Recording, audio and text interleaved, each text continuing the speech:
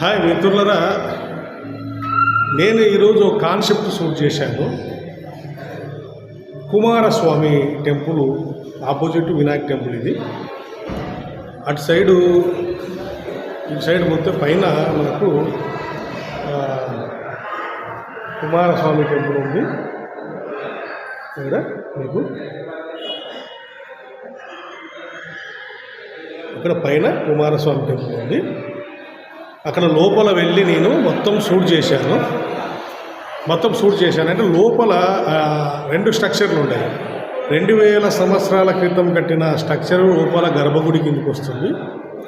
తర్వాత బ్రిటిష్ వాళ్ళు వచ్చిన తర్వాత ఇక్కడ మళ్ళీ న్యూ స్ట్రక్చర్ కట్టారు. సో ఈ మెయిన్గా ఈ టెంపుల్ నేను ఎందుకు సెలెక్ట్ చేసుకున్నా అంటే ఇది కూడా ఎన్సెంట్ బుద్ధ టెంపుల్. ఇది ఎన్సెంట్ బుద్ధ టెంపుల్ అంటే ఇప్పుడు మనం సెర్చ్ చేసుకుంటే ఈ ప్లేస్ మీకు ఇటు తిరువనంతపురం కేరళ అండ్ తమిళనాడు వచ్చేసి కన్యాకుమారి తిరువనంతపురం మధ్యన వస్తుంది. ఈ పేరు నాకు ఐడియా లేదు, గుర్తుండి ఆ పేరు పలకడానికి రావడం లేదు. మొత్తానికి అయితే మీకు ఐడెంటిఫై ఏంటంటే తిరువనంతపురము అండ్ కన్యాకుమారి మధ్యన ఈ టెంపుల్ వస్తుంది. మీరు కుమారస్వామి అంటే చెప్పేస్తారు ఎవరైనా సరే. ఈ కుమారస్వామి కాన్సెప్టు ఆదిశంకరాచార్య దీన్ని నంబూదరి బ్రాహ్మణులు 8వ శతాబ్దంలో ఈ యొక్క పాత్రని క్రియేట్ చేశారు.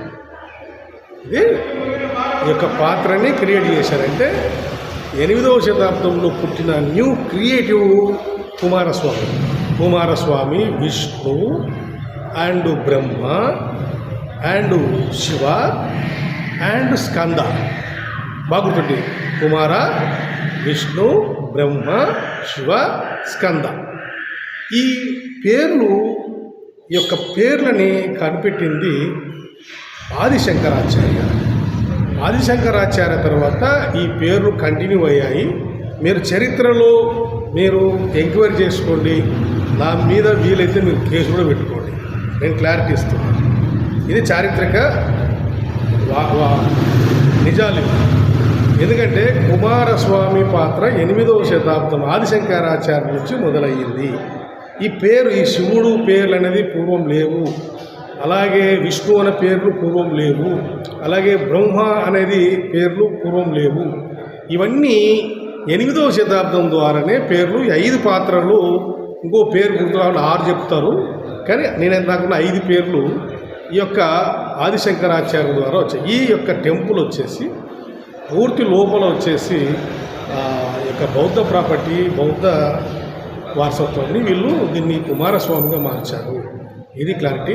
ఇది మొత్తం ఏమంటే లోపల బయట భాగం మాత్రం షూట్ చేశాను, కానీ గర్భగుడిలో ఉండే విగ్రహాన్ని లాంగ్ జూమ్ ద్వారా తీశాను. వాళ్ళు పర్మిషన్ తీసుకునే దొంగతనం ఏం లేదు. ఇక్కడ చాలామంది గుళ్ళోకి నేను ఇవ్వడానికి ఇచ్చారా, నువ్వు ఎటమైనవరా గుళ్ళోకి అని మాడుతారు. ఇది భారతదేశం, స్వతంత్ర భారతదేశం. ప్రజాస్వామ్యంలో వాక్ స్వాతంత్రం, భావస్వేచ్ఛ ప్రకటన, మత స్వాతంత్రం అన్నీ ఉన్నాయి. ఏదో పూర్తి గుళ్ళోకి పోవడం మేము అడ్రాని వాళ్ళం కాదు. నా పేరు శివారెడ్డి.